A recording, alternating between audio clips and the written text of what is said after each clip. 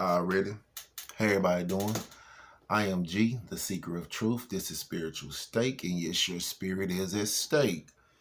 We are going through our Bible breakdown. We are in Genesis chapter 25. A quick overview of 24. Abraham is getting up in age, or he actually is up in age. And he sends out his servant to go find a wife for Isaac. He did not want Isaac to marry a woman from the land, or he did not want Isaac to marry a Canaanite woman. He wanted Isaac to be with someone from their own bloodline. And so his servant went out, and he came unto Rebecca and brought Rebecca back into Isaac. So that was a quick overview of 24. Isaac finds a wife in Rebecca. So now we're going over here to chapter 25. This the Spoken Study session. If you go fire up, go on and fire up. And y'all know how we do. Without any further ado, let's get to it. Then again Abraham took a wife, and her name was Keturah. And she bare him Zimran, and Joshan, and Medan, and Midian, and Ishbak, and Shua. And Joshan begat Sheba, and Dedan, and the sons of Dedan were Asherim, and Letushim, and Leum. Leum. And the sons of Midian, Ephraim, and Ipher, and Hanach, and Abada, and Eldiah. And all these were the children of Keturah. And Abraham gave all that he had unto Isaac. But unto the sons of the concubine which Abraham had, Abraham gave gifts and sent them away from Isaac his son, while he yet lived eastward unto the east country. And these are the days of the years of Abraham's life which he lived, 130 years. Then Abraham gave up the ghost, and died in a good old age, an old man and full of years, and was gathered to his people. They say Abraham gave up the ghost. I'm gonna have to go and look and see what that means real quick in that sense. I mean I know what they want us to make it.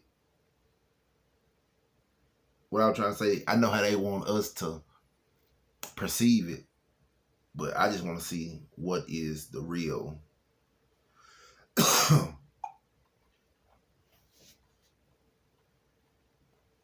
The AR overview say to give up the ghost means to die or to stop functioning, often used in a humorous or casual way.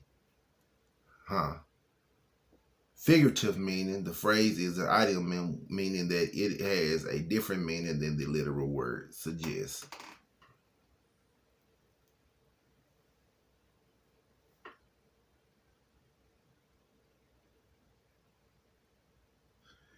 Modern usage today is commonly used to describe something inanimate or unimportant ceasing to function rather than referring to the death of a person. Okay. So, Abraham got another wife, but he favors Isaac over the children from his other lady, Keturah. And he had more than a couple, like what?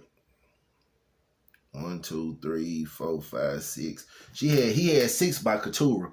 So he got the one with Hagar, he got Isaac with Sarah, and he got 6 with Keturah. Verse 9.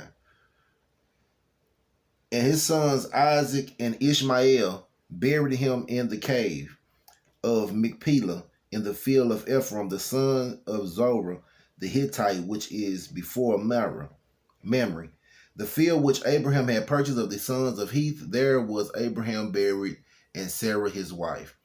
And it came to pass after the death of Abraham that God blessed his son Isaac, and Isaac dwelt by the well of Lahairoi. Now these are the generations of Ishmael.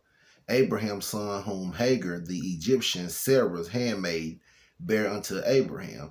And these are the names of the sons of Ishmael, by their names, according to their generation. The firstborn of Ishmael, Nebojah, and Kedar, and Adbeel, and Mibsam, and Mishma, and Duma, and Massa, Hadar, and Tema, Juter, Napish, and Kedema. These are the sons of Ishmael, and these are their names by their towns and by their castles, 12 princes according to their nations. Now, I'm going to tell y'all one thing. I'm going to start right there real quick. I've been thinking a lot. Ain't no telling how this going to turn out. Excuse me. But I've been thinking a lot about the numerology, right? And everybody always talk about the 12 disciples, the 12 this, the 12 that, the 12 months of the year, all this, that, and the other, right? But nobody ever count the person. So if it's Jesus and the 12 disciples, then that's 13. And if it's Ishmael and he got, what did it say right here? 16 say, these are the sons of Ishmael, and these are their names by their towns and by their castles, 12 princes according to their nations, right? And so now Ishmael with the 12 princes, that's 13. And I just want us to just keep that in mind, that number 13. Because I feel like there's a significance in this number. Because nobody ever counted. Right? They always talk about 12. Jesus had 12 disciples. Well, you count him, that's 13. No. Anyway, 17. And these are the years of the life of Ishmael, 137 years, and he gave up the ghost and died, and was gathered unto his people. And they dwelt from Havilah unto Shuar, that is before Egypt, as thou goest toward Assyria. And he died in the presence of all his brethren. And these are the generations of Isaac, Abraham's son. Abraham begat Isaac, and Isaac was 40 years old when he took Rebekah to wife, the daughter of Bethuel the Syrian of Panorama, the sister of Laban the Syrian. Excuse me. And Isaac entreated the Lord for his wife because she was barren, and the Lord was entreated of him, and Rebekah his wife conceived. And the children struggled together within her, and she said, if it be so, why am I thus? And she went to inquire of the Lord. And the Lord said unto her, 2 nations are in thy womb, and 2 manner of people shall be separated from thy bowels. And the one people shall be stronger than the other people, and the elder shall serve the younger. And when her days to be delivered were fulfilled, behold, there were twins in her womb. And the first came out red all over like a hairy garment, and they called his name Esau. And after that came his brother out, and his hand took hold of Esau's heel, and his name was called Jacob. And Isaac was 80 years old when she bare them. And the boys grew, and Esau was a cunning hunter, a man of the field, and Jacob was a plain man, dwelling in the tent. And Isaac loved Esau because he did eat of his venison, but Rebekah loved Jacob. And Jacob side pottage, and Esau came from the field, and he was faint. And Esau said to Jacob, feed me, I pray thee, with that same red pottage, for I am faint. Therefore was his name called Edom. And Edom. And Jacob said, sell me this day thy birthright. And Esau said, behold, I am at the point to die, and what profit shall this birthright do to me? And Jacob said, swear to me this day. And he swore unto him, and he sold his birthright unto Jacob. Then Jacob gave Esau bread and pottage of lentils. And he did eat and drink, and rose up and went his way. Thus Esau despised his birthright. So, that was chapter 25. Oh, man. It started out rough, didn't it? With the names. We go through all that to get to back over to